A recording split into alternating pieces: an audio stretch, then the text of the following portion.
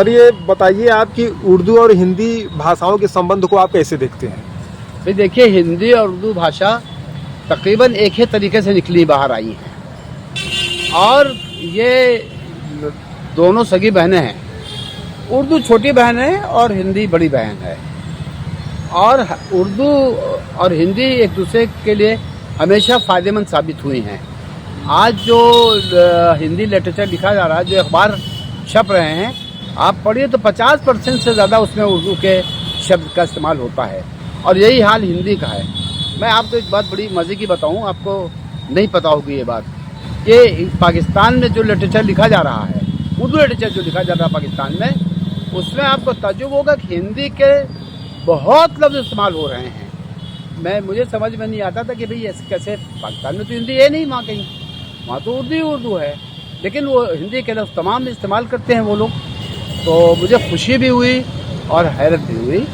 تو میرے ایک آدھ دو دوست سے میں نے ان سے پوچھا کہ بھئی اتنا چلن ہندی کا پاکستان میں ہے, یہ خوشی کی بات ہے, مگر یہ چلن بڑھ کیسے گیا؟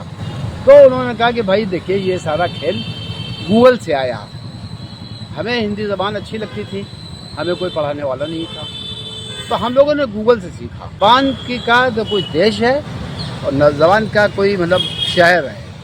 زبان انسانوں کی ہوتی ہے اور انسان جو ہے وہ زبان کا استعمال کرتا ہے اپنی بات کہنے کے لیے, اپنی بات سمجھانے کے لیے. تو اس طرح سے اردو اور ہندی کا معاملہ ہے.